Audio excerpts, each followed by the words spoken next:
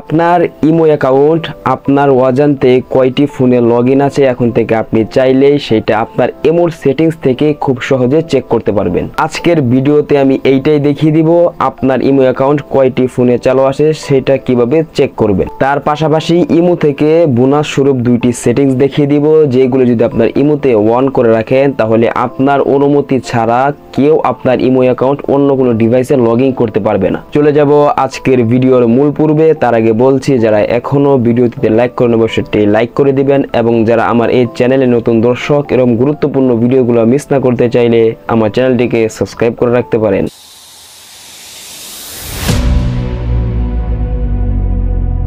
প্রথমেই আমি দেখাবো আপনার ইমো অ্যাকাউন্ট কয়টি ফোনে লগইন সেটা চেক করবেন কিভাবে। তাহলে চলুন মোবাইল স্ক্রিনের মাধ্যমে সেই সেটিংসটা দেখে আসি। তো বন্ধুরা, সরাসরি চলে আসলাম মোবাইল স্ক্রিন। আমাদের সর্বপ্রথম আমাদের ফোন থেকে চলে যেতে হবে আমাদের ফোনের ইমোতে। তো আমি ইমোতে চলে যাচ্ছি। এখানে আসার পর আমরা এই যে উপরে যে প্রোফাইলের লোগো আছে এটার মধ্যে ক্লিক করে দিব।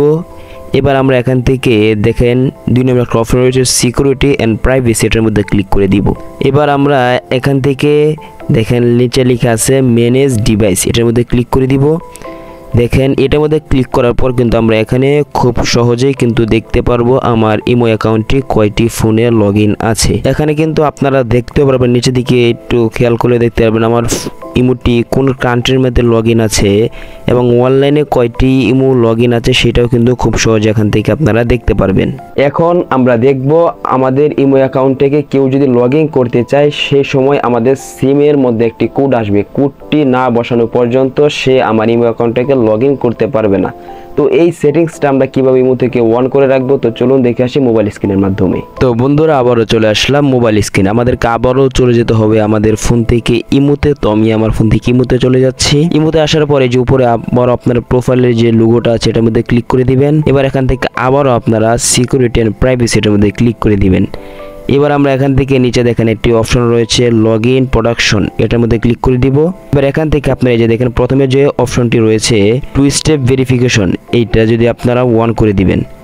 তো এটা অন করে দিলে আপনার যে সুবিধাটা হবে সেটা হচ্ছে আপনার ইমো অ্যাকাউন্টটিকে যখন কেউ অন্য কেউ লগইন করতে চাইবে তখন অবশ্যই আপনার ফোন নাম্বার অথবা এখানে যদি ইমেল অ্যাড্রেস সেট করা থাকে তাহলে আপনার ইমেল অ্যাড্রেস অথবা ফোন নাম্বার একটি কোড আসবে। যতক্ষণ পর্যন্ত সে কোডটি তার ফোনের মধ্যে না বসাবে ততক্ষণ পর্যন্ত কিন্তু আপনার ইমো অ্যাকাউন্টে সে কখনোই লগইন করতে পারবে না। ইমো অ্যাকাউন্টটিকে আরও নিরাপদ রাখার জন্য আপনার আরেকটা সেটিংস আপনার ইমো অ্যাকাউন্টে করে রাখতে পারেন। সেটা হচ্ছে আপনার এই যে দেখেন উপরে একটা অপশন রয়েছে পাসকোড লক, এটার মধ্যে ক্লিক করে দিবেন। এখানে আপনার উপরে দেখেন চেঞ্জ পাসওয়ার্ড আছে, এটার মধ্যে ক্লিক করে দিয়ে আপনারা পাসওয়ার্ডটা একটা হার্ড একটা পাসওয়ার্ড আপনারা এখানে সিলেক্ট করে দিতে পারেন। 2 নম্বর আরেকটা কাজ করতে পারেন, সেটা হচ্ছে এখানে অটো লক যে অপশনটি রয়েছে এটার মধ্যে যদি ক্লিক করে দেন তাহলে আপনারা খুব সহজে কিন্তু আপনারা এখানে একটি লক সেট করতে পারবেন। সেই লকটির কাজ হচ্ছে আপনার ইমো অ্যাকাউন্টে যখন অন্য কেউ প্রবেশ করতে চাইবে তখন অবশ্যই আপনার ইমো অ্যাকাউন্টের পাসওয়ার্ডটি দিয়ে এখানে প্রবেশ করতে হবে। এবং আপনারা চাইলে এখানে যে দেখেন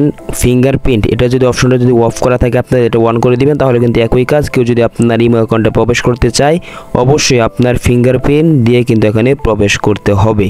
তো ভিডিওটি কেমন হয়েছে অবশ্যই কমেন্টের মাধ্যমে আপনার গুরুত্বপূর্ণ মতামতটি জানাতে পারেন, এবং পরবর্তীতে কোন ক্যাটাগরির কোন বিষয়ে ভিডিও চান সেটাও কিন্তু কমেন্টের মাধ্যমে জানাতে পারেন। তো আজকের মতো আমি এখানে বিদায় নিচ্ছি।